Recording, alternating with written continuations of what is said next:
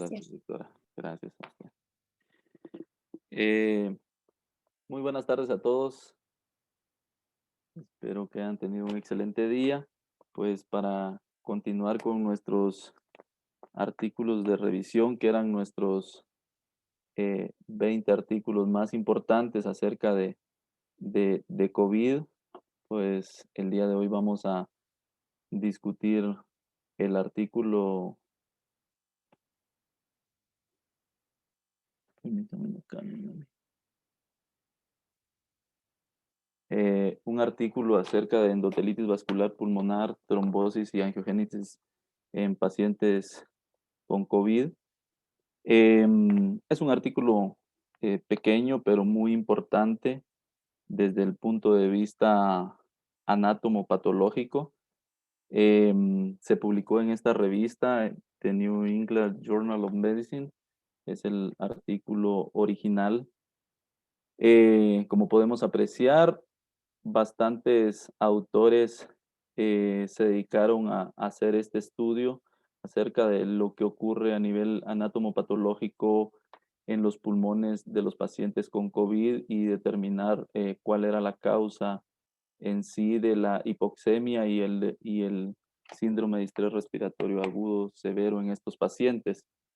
Em, los autores son médicos de Alemania, Suiza y Estados Unidos, y es una publicación de 21 de mayo del 2020. Como podemos ver, es un artículo reciente y vamos a ver la importancia de este artículo y esperemos que nos traiga bastante aprendizaje. Como introducción, como todos sabemos, la infección por COVID en humanos se asocia a un amplio espectro de síndromes respiratorios clínicos que puede ir desde sintomáticos leves hasta neumonías virales progresivas que ponen en peligro la vida. El SRA es la principal causa de muerte en esta pandemia, teniendo en cuenta eh, estas características y el compromiso respiratorio que causa esta enfermedad fue que estos autores tuvieron la idea de reunirse y pensar y estudiar pulmones de pacientes que ya habían fallecido para entender desde el punto de vista anatomopatológico todos los fenómenos que estaban ocurriendo a nivel pulmonar y en base a eso ya eh, poder instaurar una terapéutica un poco más específica, ¿verdad? Como todos conocemos, al principio esta enfermedad era un mito y nadie en realidad sabía manejarla y han sido todos estos estudios un poco precoces, podríamos decirlo, como lo vamos a ver más adelante, pero que han ayudado a entender mucho mejor la fisiopatología de esta enfermedad.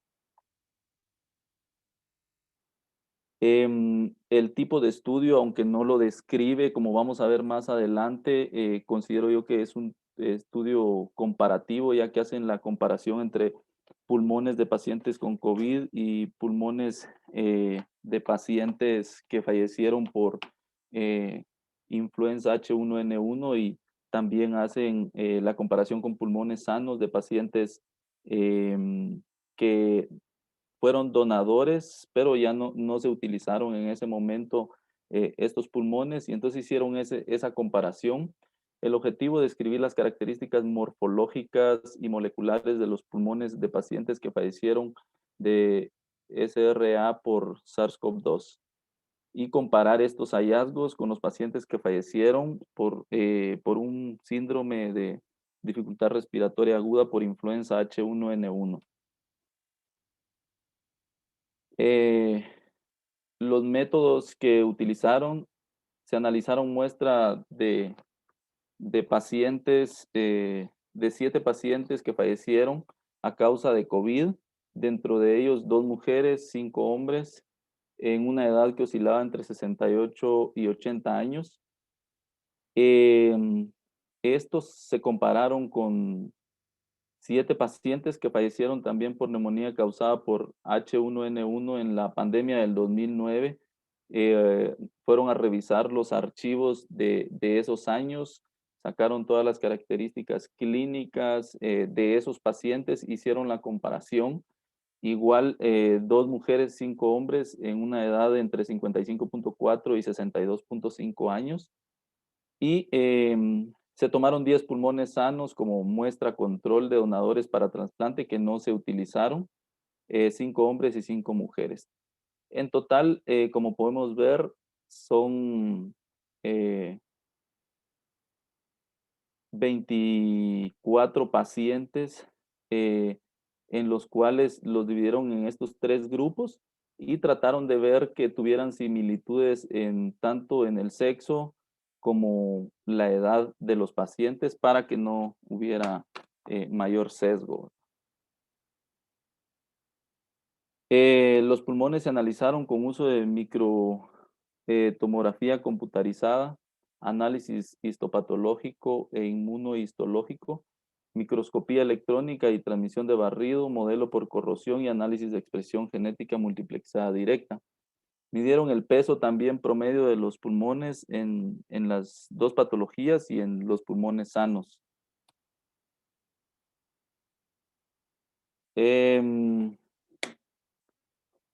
de los resultados, la comparación de los pulmones en cuanto al peso, los pacientes con influenza H1N1 tenían un peso aproximado de 2.404 más menos 560 gramos.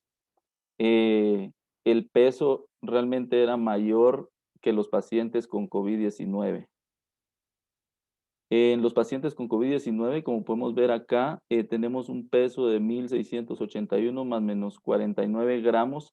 Más adelante vamos a ver desde el punto de vista anatomopatológico cuál era la causa de que estos pacientes con H1N1 tuvieran un mayor peso pulmonar.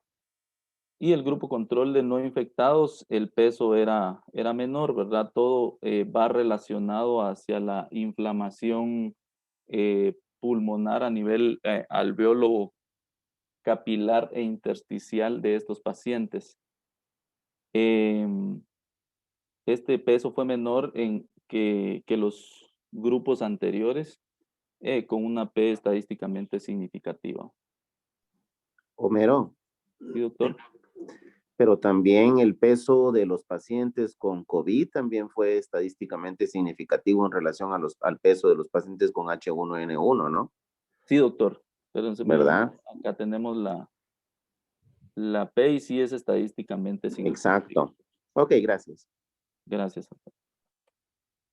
Dentro de las características, vamos a ver varias características de los pacientes.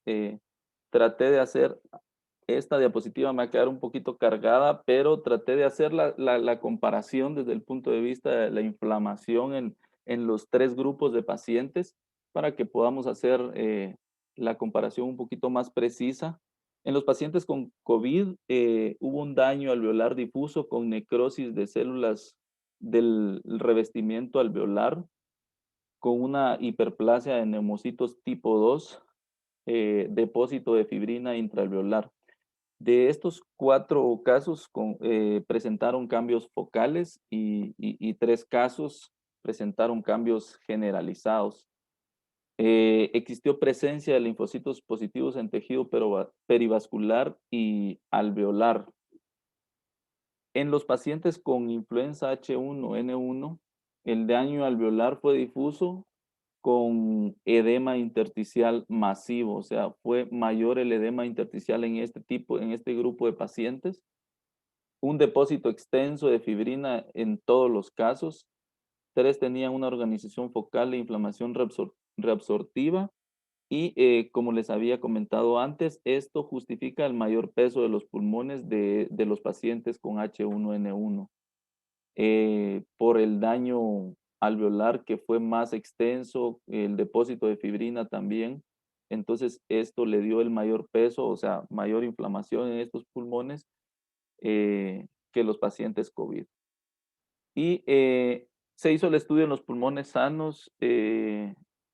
La expresión de la enzima convertidora angiotensina 2 era bajo en comparación a los pulmones de los otros grupos. Como sabemos estos pacientes, sobre todo los pacientes COVID, presentan un mayor aumento de la enzima convertidora de angiotensina 2, ya que esta enzima funciona como receptor al cual se acoplan el virus del SARS-CoV-2, y esta enzima convertidora de angiotensina, el efecto normal es estimular a los receptores de angiotensina y provocan vasodilatación, tiene función antifibrolítica, antiinflamatoria y antioxidante y antiproliferativa. Entonces, al unirse este virus a esta enzima, entonces inhibe automáticamente todos estos receptores y estimula receptores AT1 de la misma angiotensina 2, provocando vasoconstricción, tiene efecto profibrótico, proinflamatorio, proliferativo y prooxidante. Entonces, por eso la presencia de enzima convertidora de angiotensina 2 en estos pacientes, siendo el receptor principal de este virus, estuvo mayormente expresada en pacientes con COVID.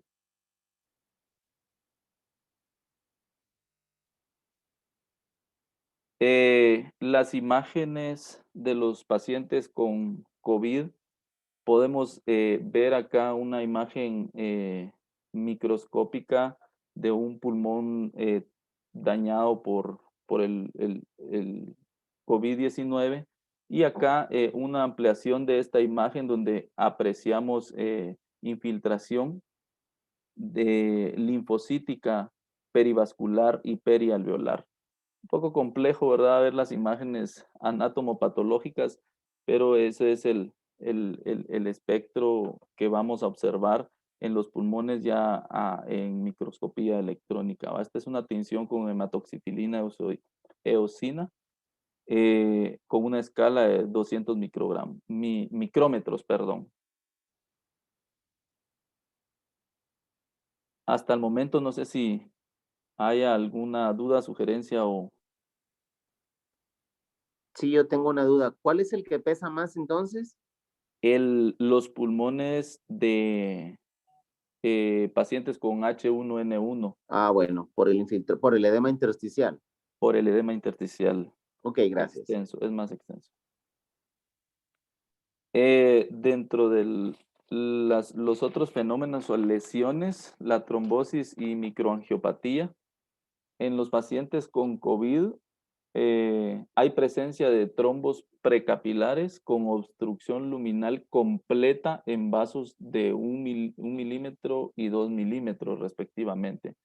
En el estudio refiere que estos hallazgos importantes, ¿verdad? Porque hay obstrucción total, eh, trombos de fibrina en todos los capilares alveolares, siendo 9 veces más prevalentes en pacientes con COVID-19. Esto es sumamente importante, eh, ya que sí existen trombos también en los pacientes con H1N1, pero en los pacientes con COVID-19 es 9 veces más elevado el valor, ¿verdad? Con una P, como podemos ver, estadísticamente significativa.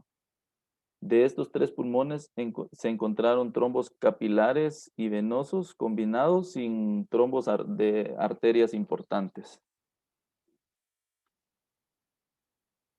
Eh, en los pacientes con influenza H1N1 encontraron presencia de trombos en venas postcapilares de menos de 1 milímetro de diámetro. Se observaron en mayor cuantía en este grupo de pacientes, sobre todo postcapilares, ¿verdad?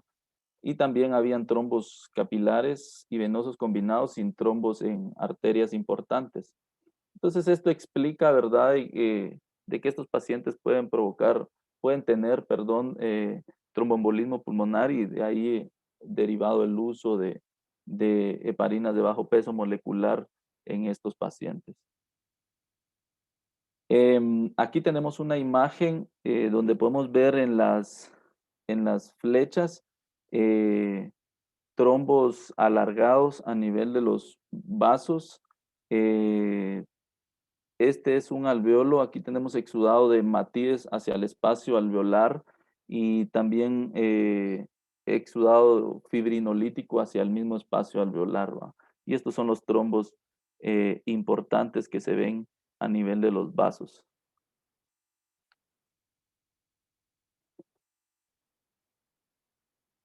Con respecto a la angiogénesis, en estos pacientes con COVID-19 se observa una vascularización distorsionada con capilares estructuralmente deformados. Van a haber cambios de calibre, presencia de pilares intususceptivos dentro de los capilares. En estos pacientes lo que existe, según describen en lo que ellos encontraron, son brotes de, de nuevos vasos y también pilares, angiogénesis por pilares intususceptivos dentro de los capilares. Explicaban de que estos pilares se forman dentro de los vasos que ya existen o nuevos vasos que se forman con pilares internos dentro de los mismos vasos y eso da formación a dos túneles, podríamos decirlo así, o prácticamente a dos nuevos vasos, pero se van formando pilares dentro del mismo vaso y eso va formando los brotes intususceptivos.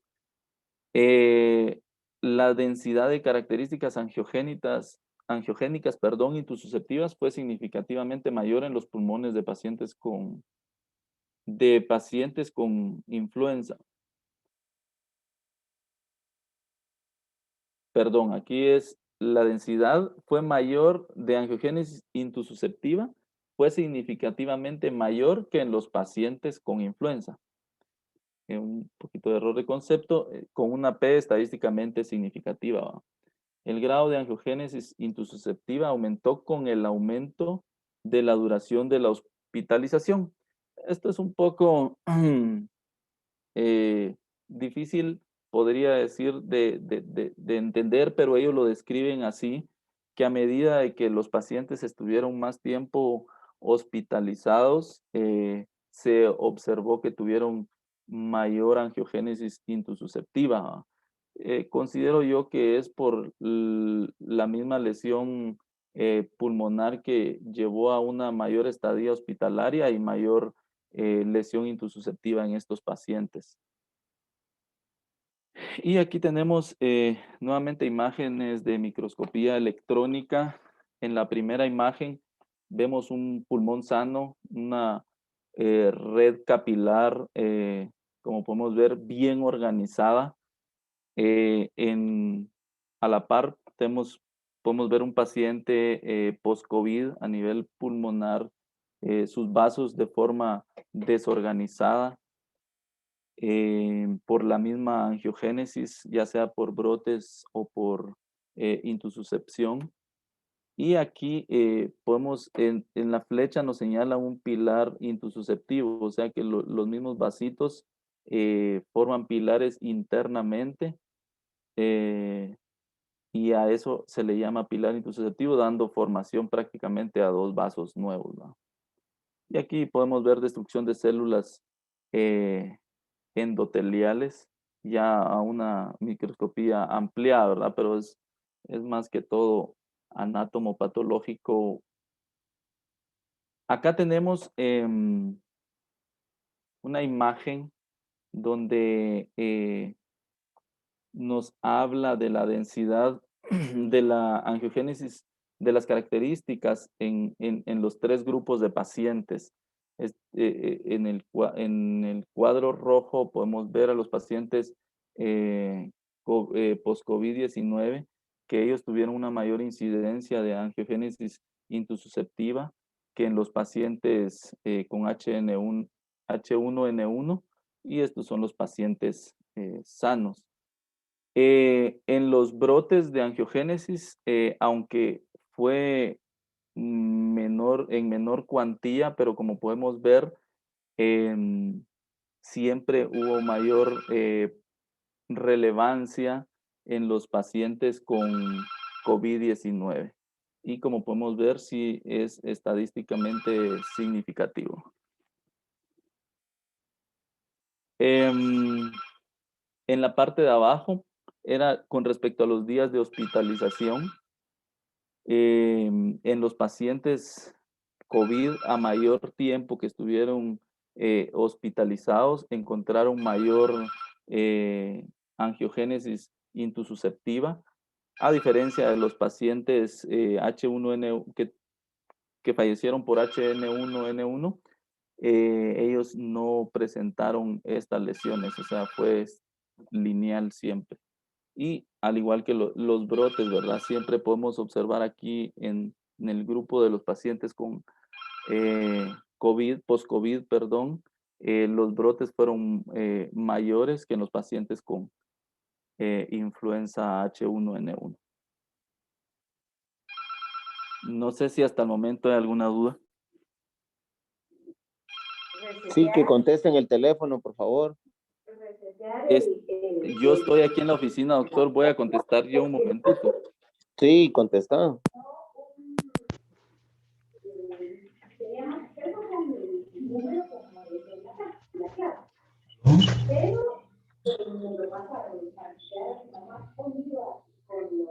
Yo solo termino la clase y llego. Sí, doctor, ya contesté. ¿Estás de turno, Homero? Sí, doctor. Homero, ¿estás de turno? Homero, Sí, doctor. ¿estás de turno? Sí, doctor, yo estoy de turno. No era ninguna emergencia, es el neurólogo que vino a evaluar al paciente. ¿Y quién lo va a ir a atender? Un segundito, lo voy a... Acaba de venir, doctor, yo ya casi voy terminando con el artículo. Va, está bien.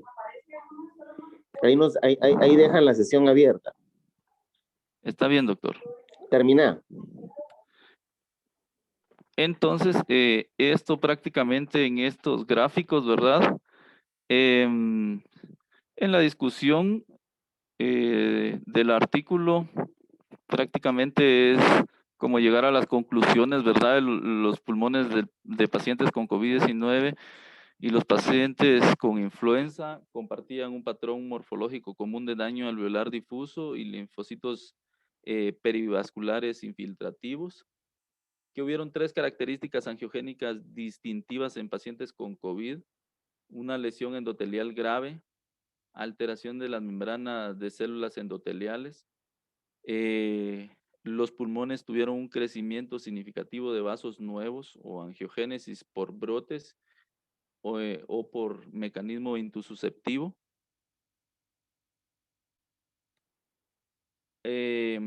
Aunque la muestra fue pequeña, las características vasculares que se identificaron fueron consistentes con la presencia de características patobiológicas vasculares pulmonares distintivas en estos pacientes con COVID, ¿verdad? O sea, son características específicas de este tipo de enfermedad. La hipoxia tisular es una característica común en los pulmones en ambos grupos. El mayor grado de endotelitis y trombosis en los pulmones de los pacientes con COVID puede contribuir a la frecuencia de los mismos brotes, ¿va? O sea, que sea un círculo vicioso. Mayor hipoxia en estos pacientes, mayor brotes eh, de neovasos o neovasculatura en estos pacientes. Hablaban de las mismas limitaciones que tuvieron en el estudio. Una limitación importante es que la muestra fue pequeña, solo pudieron estudiar prácticamente 7 pulmones de pacientes fallecidos por COVID. De estos pacientes, ellos hacían referencia que ninguno de los pacientes que fallecieron fueron tratados con ventilación mecánica convencional. Y recomendaban que se necesita trabajo adicional para poder correlacionar más la clínica con los hallazgos anatomopatológicos que ellos tuvieron. Incluso en el artículo dejan eh, las direcciones para poder entrar y recolectar los datos para hacer estudios más amplios. Únicamente esa fue la revisión que que hice de este artículo. Considero que es bastante importante, ¿verdad? Conocer lo que está ocurriendo en los pulmones de los pacientes con COVID. Gracias, Homero. Muy bien. La verdad que a mí lo que me sorprende es que la media de edad era alrededor de 55, 60 años y que todavía tengan angiogénesis los pacientes, ¿verdad? Realmente es interesante. La angiogénesis en, eh, en cirugía cardíaca es muy importante porque, y no en cirugía cardíaca, en general en enfermedades pulmonares, porque se dice que los alvéolos en términos generales los dejan de crecer y la vasculatura pulmonar deja de crecer todavía hasta los 14 años, todavía creo que todavía hay ciertas diferenciaciones que se pueden dar, pero, chica, por lo que vemos ver, entiendo que una angiogénesis de intususcepción, me imagino que es dentro del mismo vaso, como en la intususcepción, no una angiogénesis diferente a un nuevo vaso, pero sí es interesante que los pacientes puedan tener angiogénesis a estas edades, ¿verdad? Y que se puedan manifestar la formación de nuevos vasos. Así que me parece interesante. No sé si alguien más quiere hacer algún otro comentario.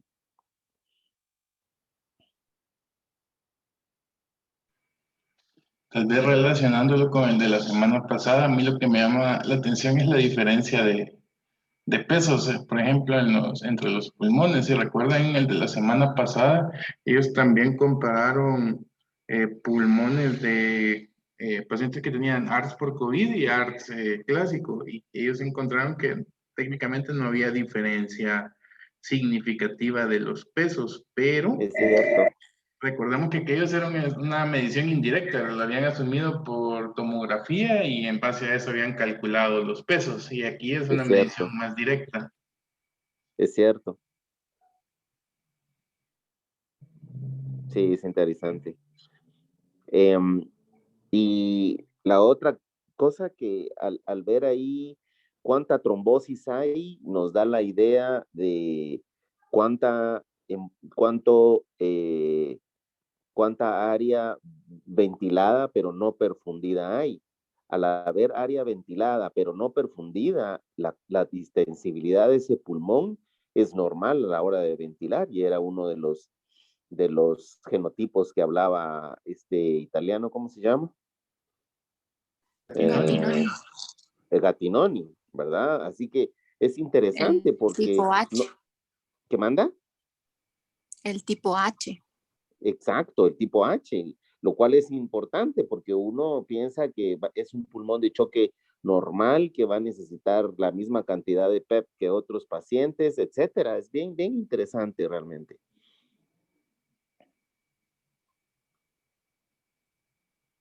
Así que yo creo que el uso de enoxaparina, como decía Homero, eh, en los pacientes que están ventilados y que tienen curiosamente una distensibilidad apropiada, nos va a hacer pensar que se está haciendo mucha embolia pulmonar y de trombos capilares, como mencionaban ahí, y que probablemente eso sea en donde el tratamiento se debería de enfocar más que en el arte de la ventilación mecánica. No sé si alguien más tenga algún comentario. Incluso también la diferencia entre la correlación clínica y radiológica podría ser explicada por esta fisiopatología. Como usted decía, áreas bien ventiladas y en la radiografía de tórax no se ve un pulmón de choque clásico como estamos acostumbrados a ver, pero sí hipoxemia persistente, aún en los pacientes que no llegan a la intubación mecánica. Exacto. Exacto. Un colega nuestro de Unicar que tuvo COVID, su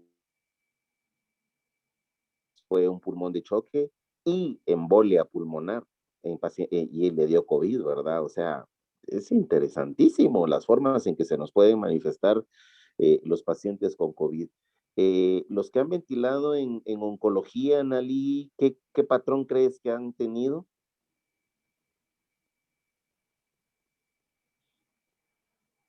Fíjese, doctor, que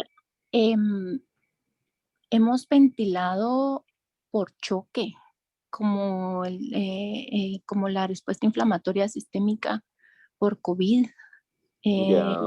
que al principio decían like Kawasaki, Ujú. pero pulmonar, no, realmente no tanto. Se ha llegado a no invasiva lo más en high Ya. flow. Que yo lo tenga ahorita en memoria, no me acuerdo. No sé si Jorge se acuerda de alguien que hayamos tenido. Realmente creo que no hemos tenido pulmón de choque por COVID. Hemos ventilado con COVID, pero en choque. Y una neumonía no tan difícil.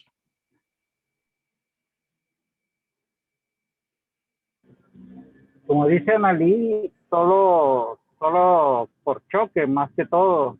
O sea, Pues está veo que asociado al choque. No es exclusivamente que por lo respiratorio se haya llegado a ventilación. veo colegas de El Salvador, me disculpo por no darles la bienvenida al principio, pero tuve problemas con mi computadora, entonces estoy con mi celular y entonces no logro tener una imagen apropiada de todos.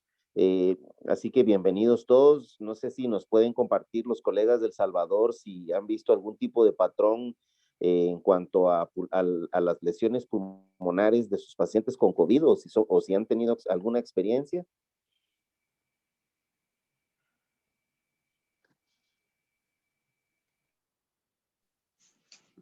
Buenas tardes, doctor. Gracias por la invitación siempre tan cordial. Sí, no necesariamente en pacientes oncológicos, pero sí en niños con COVID.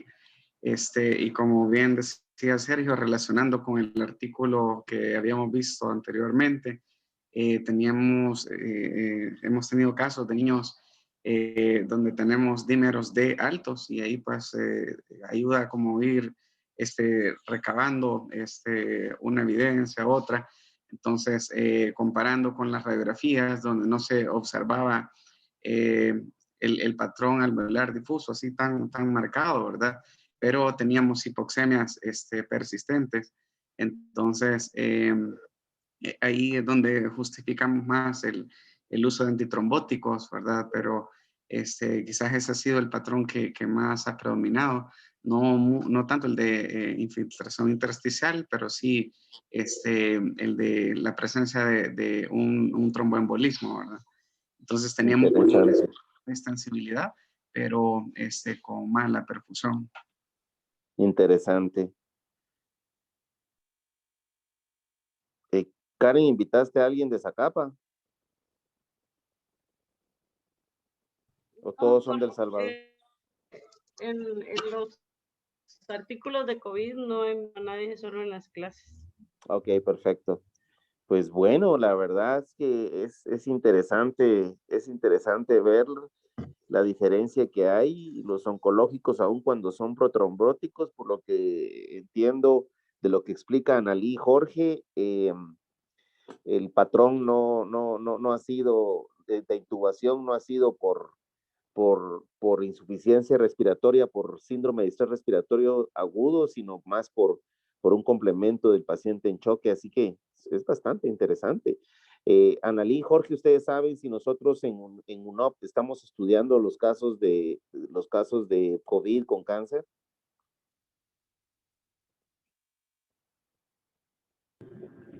No lo sé, doctor. Por parte nuestra, creo que no, pero no sé si ONCO está haciendo algún seguimiento en relación Telma lleva los seguimientos. Sí, hombre, pero a ellos les va a faltar mucha información fina en relación a pacientes de intensivo. Y Shirley, que ya nunca nos dio la base de datos. Homero, ¿estás ahí? Ya se iría. Sí, seguro se fue. No, doctor, aquí estoy. Ah, perfecto. Podés dejar de grabar ya, muchas gracias. Está bien, doctor.